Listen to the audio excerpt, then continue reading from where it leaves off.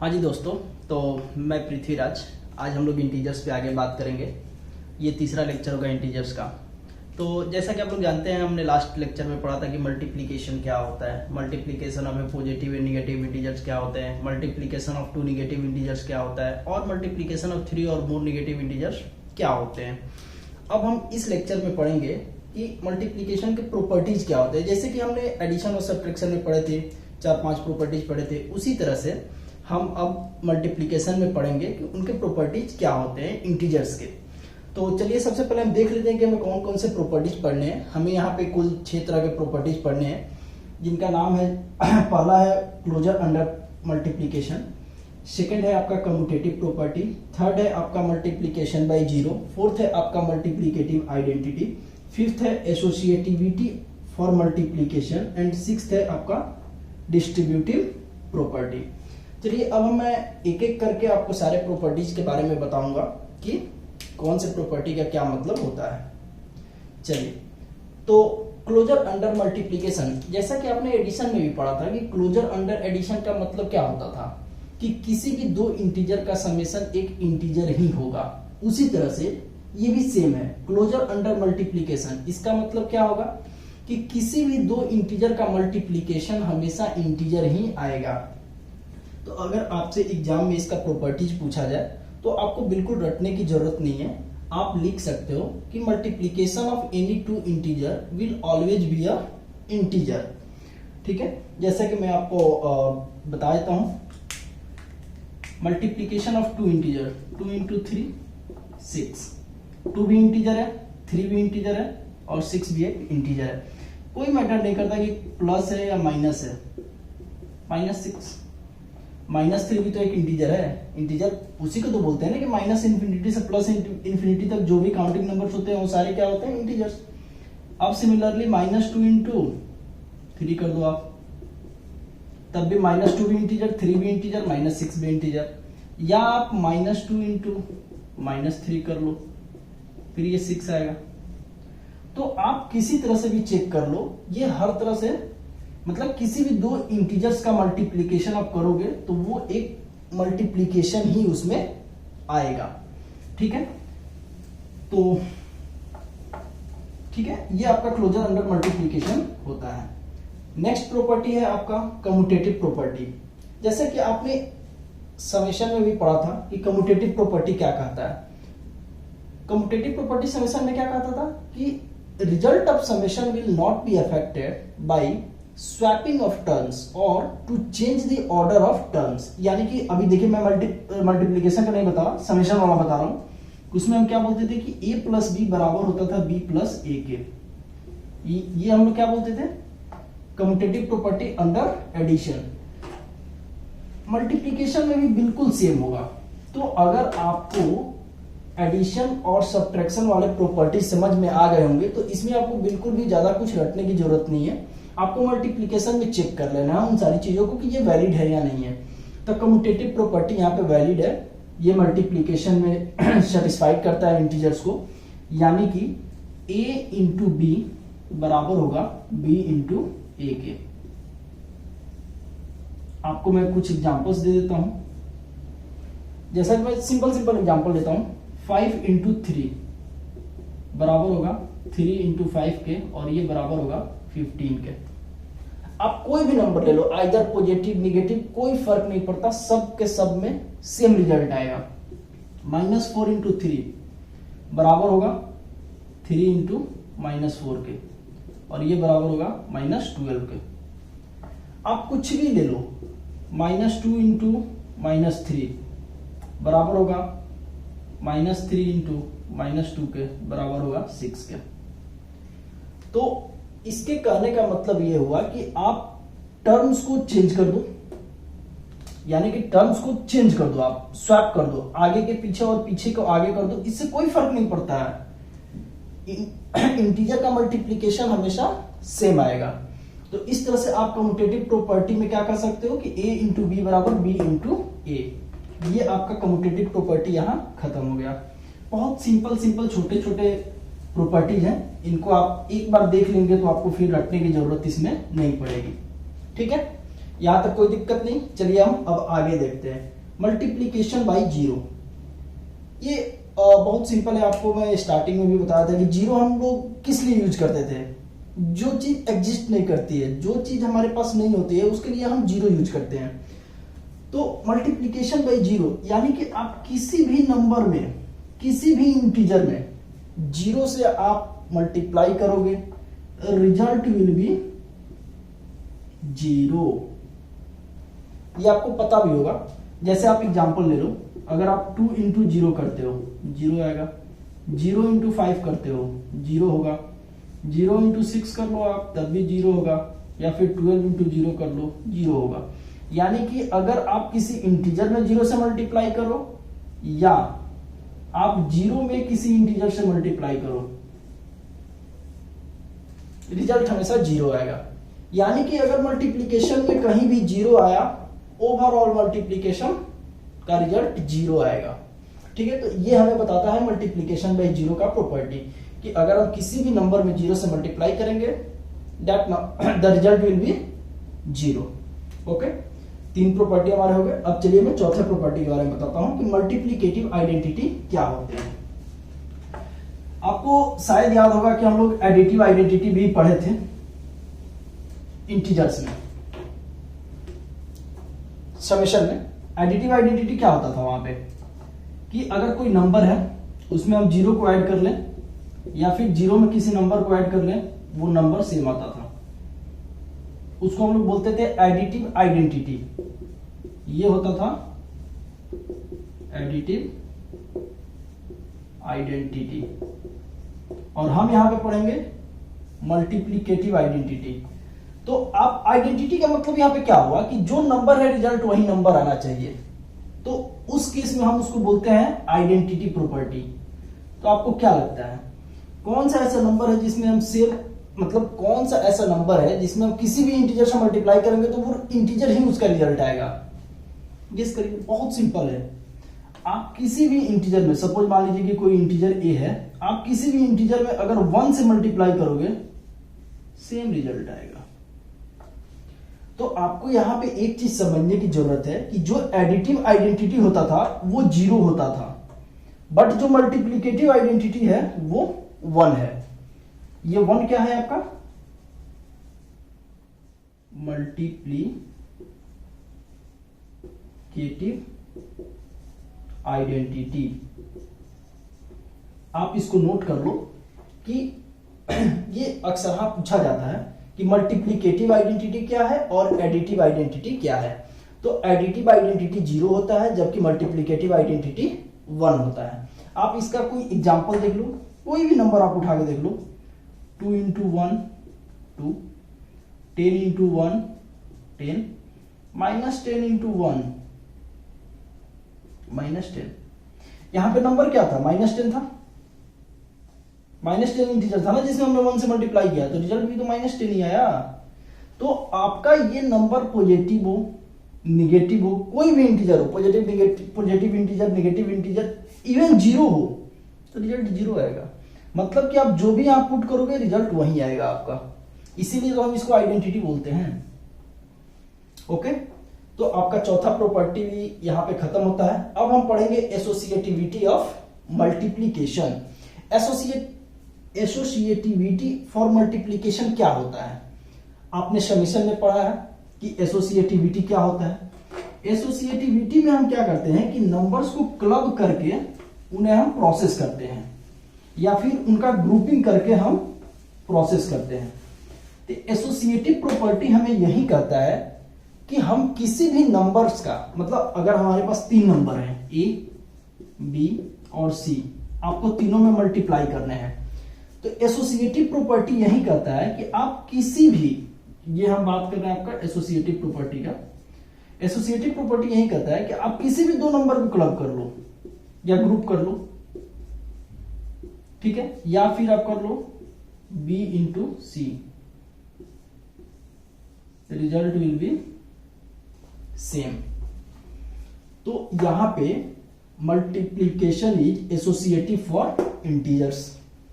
यानी कि आप एग्जांपल देख लो ना, अगर आप 2 इंटू 3 इंटू 4 है तो आप पहले 2 इंटू 3 करो एंड देन 4 करो, या फिर आप 2 इंटू पहले 3 इंटू 4 करो एंड देन उसमें 2 से मल्टीप्लाई करो। 2 इंटू 3 कितना होता है? 6 इंटू 4 दैट इज 24। इसमें आप देख लो 2 इंटू 12 और 12 इंटू 2 24। रिजल्ट आपका बिल्कुल सेम आया कि नहीं? तो एसोसिएटिव प्रॉपर्टी हमारा यही कहता है कि रिजल्ट और multiplication of integers will not be affected by the change of grouping of numbers और ग्रुपिंग ऑफ इंटीजर्स। आप किसी भी दो इंटीजर को ग्रुप कर लो, इसके मल्टीप्लीकेशन के रिजल्ट पे कोई इफेक्ट नहीं पड़ेगा, रिजल्ट हमेशा सेम ही आएगा। चलिए मैं इसका कुछ और एग्जांपल देता हूं, हो सकता है कि आपको कंफ्यूजन आए, तो मैं आपको और एक दो एग्जांपल देता हूं इसका।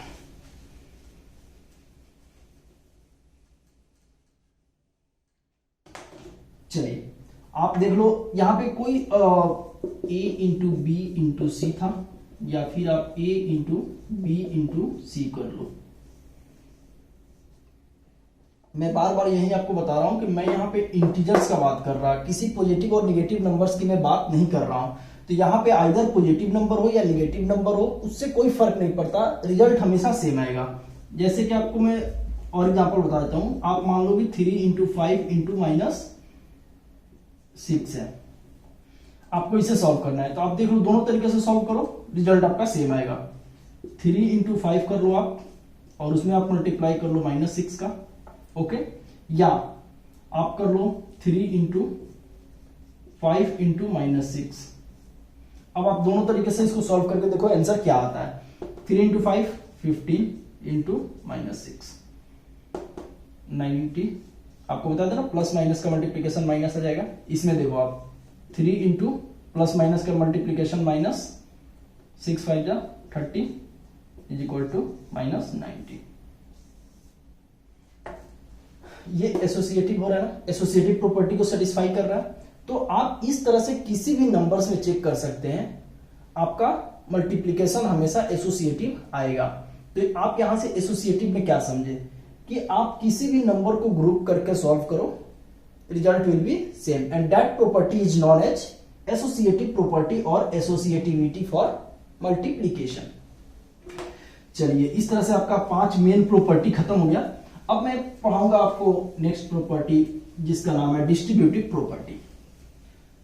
ये बहुत ही आसान प्रॉपर्टी है, इसमें आपको कुछ खास पढ़ने नहीं है, जस्ट समझना है थोड़ा बहुत, आपको डेफिनेशन तो बिल्कुल भी नहीं रटनी है।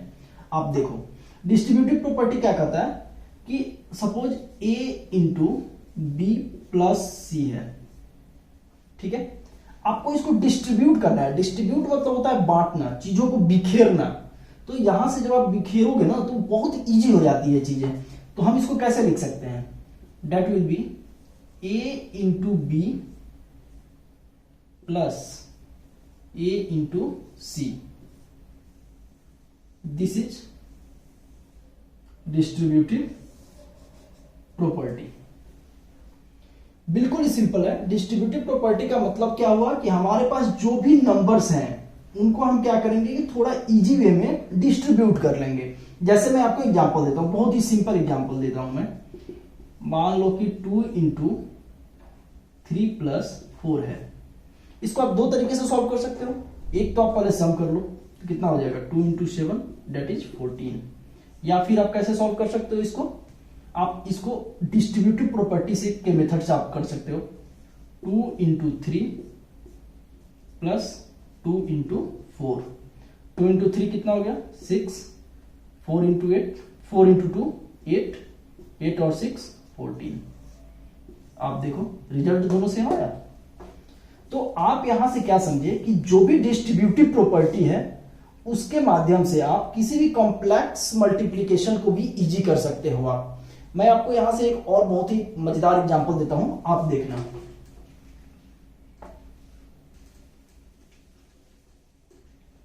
सपोज मान लो कि आपको मल्टीप्लाई करने थे 17 इंटू 99।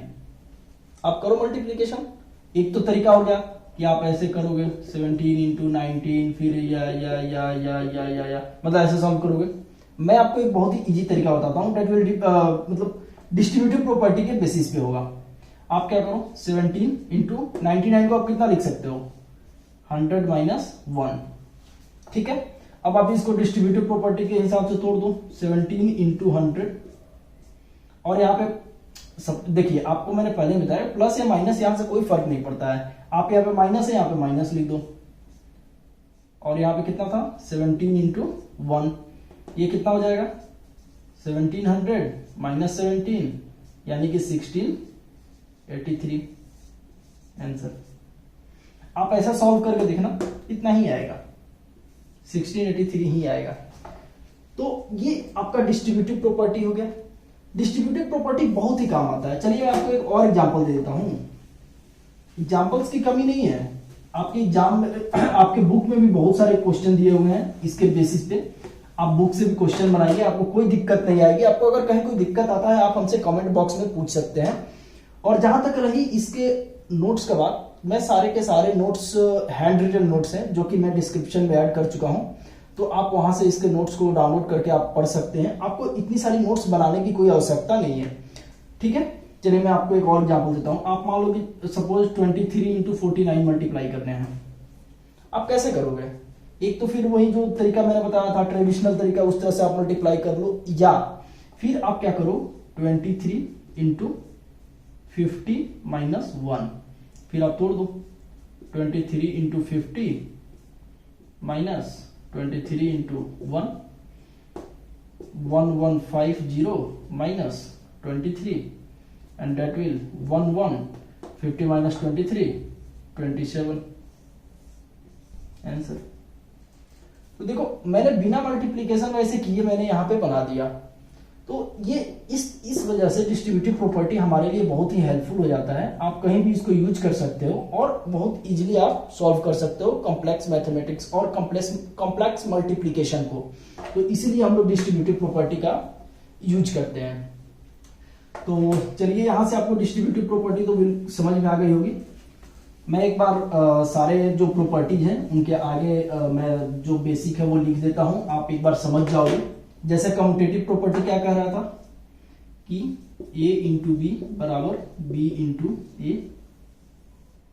उसी तरह से मल्टीप्लीकेशन बाय जीरो क्या हो रहा था a इंटू 0 बराबर 0। अगर हम मल्टीप्लीकेटिव आइडेंटिटी देखें a इंटू 1 बराबर a। अगर हम एसोसिएटिविटी फॉर मल्टीप्लीकेशन देखें तो यहां पे क्या बोल रहा था a into b plus c बराबर होगा, sorry a into b into c बराबर होगा a into b into c के। आपको बस थोड़ा सा ध्यान रखने हैं, आपको कोई भी प्रॉपर्टी रखने की बिल्कुल जरूरत नहीं है। आपको सारी प्रॉपर्टी यहां से समझ में आ गई है। चलिए अब हम यहां से आगे पढ़ेंगे division of integers. Division of integers, multiplication समझ में आ गया, प्रॉपर्टीज समझ में आ गया। अब हम डिवीजन एंड उनके प्रॉपर्टीज पढ़ेंगे, ठीक है। तो यहां देखते हैं कि डिवीजन ऑफ इंटीजर्स क्या होता है। जैसे कि आपको मैंने समझाया था ना कि मल्टीप्लिकेशन क्या होता है। मल्टीप्लिकेशन आपका रिपीटेड सम होता है। तो यहाँ पे डिवीजन कुछ नहीं होता। डिवीजन जो है ना वो मल्टीप्लिकेशन का रिवर्स ऑपरेशन होता है। जैसे कि मैं आपको एक बहुत ही बढ़िया एग्जांपल यहाँ पे देता हूँ कि आप मान लो 2 इंटू 3 कितना होता है 6, ठीक है। तो आप यहाँ पे 6 डिवाइडेड बाई 2 कर दो, कितना आ जाएगा 3, या फिर 6 डिवाइडेड बाई 3 करो, यहाँ पे 2 आएगा। मतलब क्या हुआ कि जो भी रिजल्ट आया था, जो भी हमारा रिजल्ट आया था मल्टीप्लाई करने के बाद, उसमें किसी भी एक से डिवाइड करो तो दूसरा रिजल्ट आपका आ जाएगा। आप किसी में भी देख लो ना, अगर 4 इंटू 3 है डेट इज 12, तो आप अगर यहाँ पे 12 में डिवाइड करोगे 4 से तो 3 आएगा। अगर आप 4 से डिवाइड कर रहे हो तो 3 आ रहा है, और अगर आप 3 से डिवाइड करोगे तो 4 आएगा, ठीक है। तो जो डिवीजन होता है वो कुछ नहीं होता, वो इनवर्स ऑपरेशन ऑफ मल्टीप्लीकेशन होता है। इनवर्स मतलब क्या होता है, उल्टा। तो जो भी हम मल्टीप्लीकेशन करते हैं ना उसका उल्टा डिवीजन होता है, ठीक है। तो यहां से आपको दिक्कत तो नहीं होगी। चलिए मैं अब डिवीजन में और कुछ 2-4 चीजें बताता हूं। जैसे आपको पता है ना कि मैंने बताया था कि जीरो क्या होता है, जो चीजें एग्जिस्ट नहीं करती है, जो चीजें होती ही नहीं है, उनको हम रिप्रेजेंट करते हैं जीरो से। तो अगर आपसे हम बोले कि आपको किसी चीज में 0 से डिवाइड करने हैं, सपोज 2 डिवाइडेड बाई 0, आप कैसे कर सकते हो? 2 में 0 से डिवाइड कैसे कर सकते हो? मैं डिवीजन का मतलब क्या होता है? शेयर, उसका पार्ट। जैसे हम बोलते हैं ना कि 4 में अगर हम 2 से डिवाइड करते हैं, इसका मतलब क्या होता है कि हम 4 को 2 भाग में बांटेंगे तो हर एक भाग का वैल्यू क्या होगा, इसका मतलब ये होता है। तो अगर हम 4 को 2 पार्ट में डिवाइड करेंगे तो एक पार्ट 2 आएगा और फिर दूसरा पार्ट भी 2 आएगा। इसीलिए यहां पे डिवीजन करने के बाद 4 डिवाइडेड बाई 2 कितना आता है? 2 आता है। आप डिवीजन का मतलब समझो यहां पे, ठीक है? तो इसका मतलब क्या होता है कि हमने 4 को 2 पार्ट में डिवाइड किया था, तो हर एक पार्ट क्या आया था? 2। ठीक है, जैसे आप सिंपल से कोई भी पार्ट देख लो ना, 6 को 2 पार्ट में डिवाइड करो, कितना आएगा? हर एक पार्ट आपका 3 आएगा। आप 6 को चलिए 6 को आप यहां पे 2 हटा के 3 से डिवाइड कर दीजिए, यानी कि इसका मतलब क्या हुआ कि आप 6 को 3 बराबर बराबर भाग में बांटते हो, तो हर एक भाग का वैल्यू क्या होगा? यानी कि if you divide 6 into 3 equal parts, then what will be the value for each part? That is known as division. So here if we divide 6 by 3, then we will get result as 2. It means कि if we divide 6 by 3, then we get 3 equal parts, that is 2 that is 2. Okay? तो अब हम समझते हैं कि यहां पे इसका क्या मतलब हुआ। तो यहां तक तो हमें समझ में आ गया कि हम जो डिवाइड करते हैं वो कितने भाग में जा रहा है और हर भाग की वैल्यू क्या होती है वो बताता है हमारा डिवीजन। अब हम यहां से 2 में 0 से डिवाइड कर रहे हैं, कैसे कर सकते हैं? एग्जिस्ट ही नहीं करेगा। अब हमारे पास 4 रुपया है और हम बोलेंगे कि उसको किसी भी रुपये से डिवाइड मत करो, जो चीज है ही नहीं उससे डिवाइड करो। हम कैसे बता पाएंगे? नहीं बता पाएंगे ना रिजल्ट कितना होगा। तो इसलिए कभी भी हम किसी भी नंबर में जब 0 से डिवाइड करते हैं तो that number is not defined. If we divide any number by 0, it is not defined,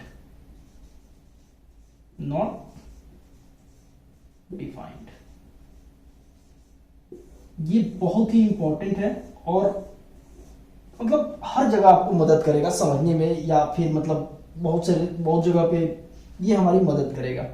तो आप इसे बहुत ही अच्छी तरीके से समझ लो और नोट कर लो, दिमाग में रख लो, इसको याद कर लो कि कभी भी किसी भी नंबर में अगर हम 0 से डिवाइड करेंगे then that number will be not defined. Okay, हम कर ही नहीं सकते हैं डिवीजन।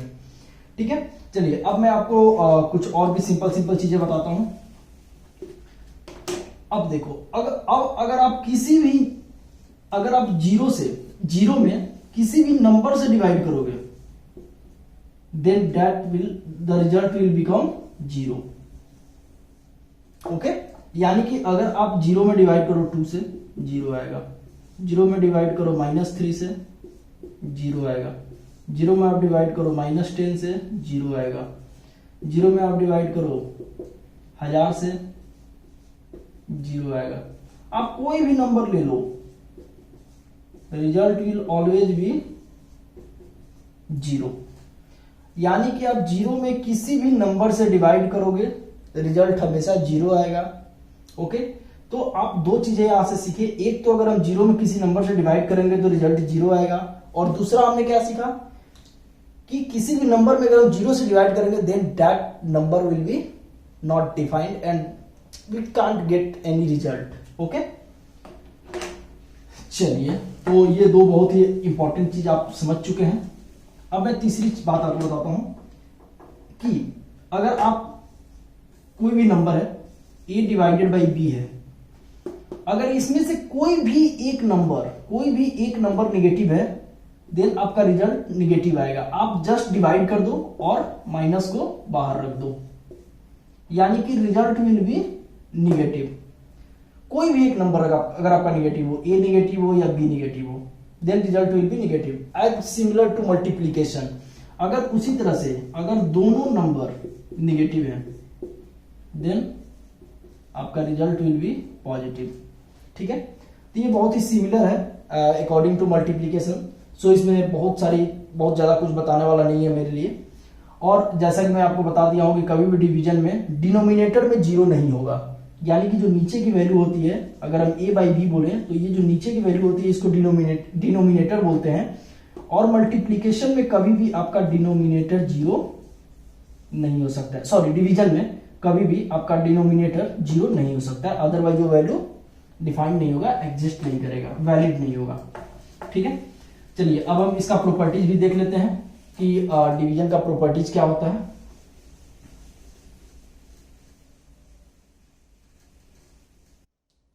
डिवीजन में हमें बहुत ज्यादा प्रॉपर्टीज के बारे में नहीं पढ़ना है, यहाँ पे बेसिकली हमको 3 तरह का प्रॉपर्टीज देखना है।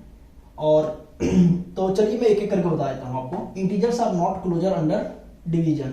आपको मैंने बताया था ना कि क्लोजर प्रॉपर्टीज में हम क्या देखते थे, अगर हम समेशन में देखें तो हम क्या बताते थे कि किसी भी 2 इंटीजर का समेशन एक इंटीजर ही आएगा। अगर हम मल्टीप्लीकेशन में देखें सेम चीज था कि किसी भी 2 इंटीजर का मल्टीप्लीकेशन एक इंटीजर ही होगा। तो अगर हम डिवीजन में देखें तो हम ऐसा नहीं कर सकते हैं कि division of 2 integer will always be N integer, नहीं कर सकते। क्यों, मैं आपको बताता हूं। आप देखो एग्जांपल देखो, यहां से अगर आप 4 डिवाइडेड बाई 2 करते हो कितना आएगा, 2 आएगा। 4 भी इंटीजर 2 भी इंटीजर, रिजल्ट 2 भी इंटीजर, यहां तक तो बिल्कुल सही है। बट अगर आप 2 डिवाइडेड बाई 4 करोगे तो ये कितना आएगा, 2/4, दैट इज 1/2, और ये होता है 0.5। ये आपका फ्रैक्शन आ गया ना, रिजल्ट यहाँ पे आपका फ्रैक्शन आ गया, और फ्रैक्शन इंटीजर नहीं होता है, मैंने आपको पहले भी बताया था। तो इसलिए यहाँ पे ये दोनों का दोनों इंटीजर है, 2 भी इंटीजर है 4 भी इंटीजर है, बट इनका जो रिजल्ट आया that is not an integer. तो हम यहां से क्या कह सकते हैं कि integer are not closure under division. ठीक है, तो ये डिवीजन में वैलिड नहीं होता है क्लोजर प्रॉपर्टीज। ठीक है, तो ये आप ध्यान रखिएगा, इस पे क्वेश्चन भी आपको मिल सकते हैं। तो यहाँ पे ये वैलिड नहीं होता है। अब रही बात डिवीजन डिवीजन विद 0, ये मैंने आपको दोनों बता दिया है कि अगर हम किसी भी नंबर में 0 से डिवाइड करेंगे that number will not defined, और अगर हम 0 में किसी भी नंबर से डिवाइड करेंगे देन रिजल्ट विल बी 0। ये 2 चीजें मैंने आपको अभी बता रखा है। ठीक है, अब आता है डिवीजन विथ 1। आपको पता है किसी भी नंबर में आप 1 से डिवाइड करोगे, इवन आपको ये भी पता है कि अगर 2 लिखे हैं 3 लिखे हैं, अगर हम कुछ नहीं लिखे हैं इसका मतलब होता है डिनोमिनेटर में 1, और डिनोमिनेटर में 1 का इसका मतलब क्या होता है 2 डिवाइडेड 1, 3 डिवाइडेड 1। इस जो बाई का साइन है, बट्टे हिंदी में हम लोग बट्टा बोलते हैं, ये जो बट्टे का साइन है ये क्या बताता है, डिवीजन। ठीक है, तो आपको पहले से भी पता होगा कि अगर नीचे कुछ नहीं लिखा है इसका मतलब होता है कि हमेशा 1 होता है। यही चीज बोलता है ये डिवीजन विथ 1, कि अगर हम किसी भी नंबर में 1 से डिवाइड करेंगे then we will get the same number. For example आप 2 डिवाइडेड 1 करिए 2 आएगा, -2 डिवाइडेड 1 करिए -2 आएगा, -19 डिवाइडेड 1 करिए -19 आएगा। आप किसी भी नंबर में 1 से डिवाइड करो you will get the same number. तो यहां से आप क्या समझे कि किसी भी नंबर में आप 1 से डिवाइड करोगे आपको सेम नंबर मिल जाएगा। तो इस तरह से आपका इंटीजर चैप्टर यहां पे खत्म होता है। चलिए मैं आपको कुछ चीजें बताता हूं। मैंने इस पूरे इंटीजर चैप्टर में आपका कोई भी टॉपिक नहीं छोड़ा हुआ है। रेफरेंस सिलेबस आप एनसीईआरटी से मैच कर सकते हैं, आपको बिल्कुल कोई भी टॉपिक नहीं छूटा है। अगर आप मेरा ये 3 सीरीज का वीडियो है, अगर आप पूरा वीडियो देख लोगे आपको पूरी चैप्टर में कहीं कोई दिक्कत नहीं होगी, एंड आपके सारे क्वेश्चन लग जाएंगे। तो आप ये पूरा चैप्टर पढ़िए और उसके बाद बुक से क्वेश्चन लगाइए। मैं कोशिश करूंगा कि अगले वीडियो में आपको पूरे बुक से जो भी इंपॉर्टेंट क्वेश्चंस होंगे वो उनका मैं सॉल्यूशन आपको समझा दूंगा कि कैसे कैसे क्या होता है, तो आपको वहां से भी मदद मिल जाएगी। ठीक है, बाकी मैं अब अगला चैप्टर पे भी वर्क करूंगा। तो चलिए तब तक के लिए बाय। आप मेरे चैनल को सब्सक्राइब कर सकते हैं ताकि आपको आने वाली वीडियोज के बारे में भी पता चलता रहेगा। Okay bye.